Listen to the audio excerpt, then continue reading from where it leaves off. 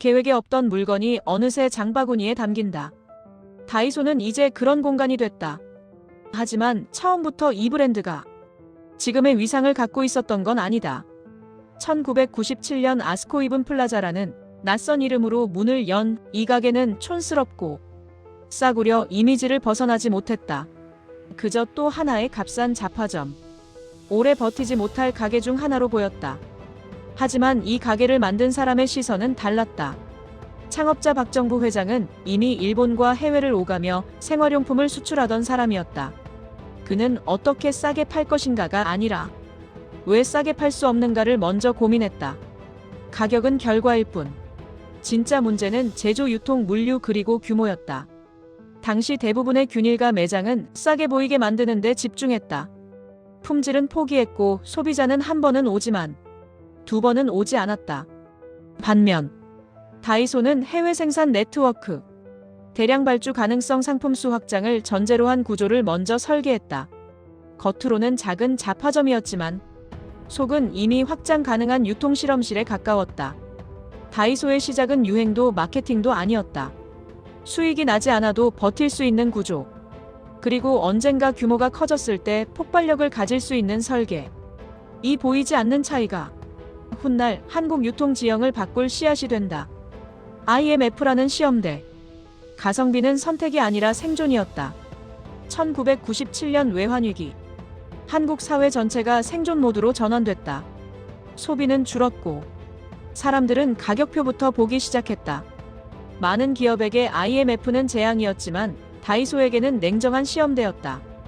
이 모델이 정말 작동하는지, 일시적 저가가 아닌 지속 가능한 선택이 될 수 있는지 검증받는 순간이었다. IMF 이후 가성비를 내세운 브랜드는 쏟아졌다. 하지만 대부분은 경기 회복과 함께 사라졌다. 소비자들은 어쩔 수 없이 싼 걸 산다가 아니라 이 가격에 이 정도면 괜찮다는 경험을 했다. 이 미묘한 차이가 신뢰를 만들었다.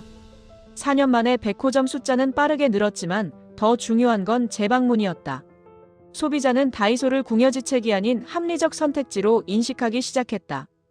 이것은 브랜드의 성격을 완전히 바꾸는 전환점이었다. IMF는 다이소를 키워준 게 아니다. 다이소가 준비해온 구조가 혹독한 환경에서도 살아남을 수 있음을 증명해준 사건이었다.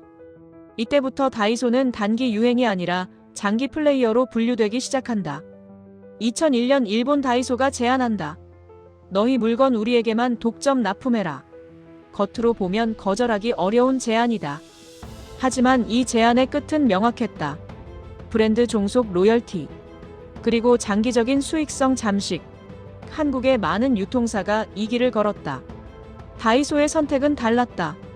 박정부 회장은 역제안을 던진다. 독점은 안 된다. 대신 우리 회사에 투자하라. 로열티는 없고 운영은 우리가 한다. 결과는 놀라웠다. 일본 다이소로부터 약 380억 원. 투자 유치 이름은 다이소로 바꾸되 지배권은 지켰다. 이 결정은 단순한 계약이 아니었다. 다이소는 브랜드를 빌린 게 아니라 성장 자본을 끌어오며 독립성을 확보했다. 이후 불매운동 국면에서도 한국 기업임을 증명할 수 있었던 배경에는 이 구조가 있었다.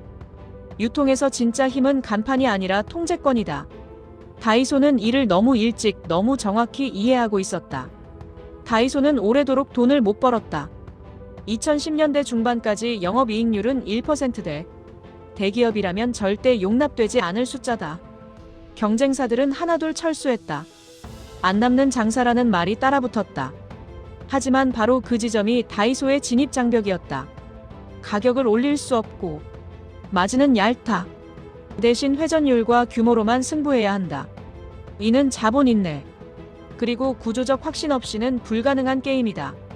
다이소는 버텼다. 적자를 감수하면서도 매장을 늘렸고 상품 수를 확장했다. 이유는 하나였다.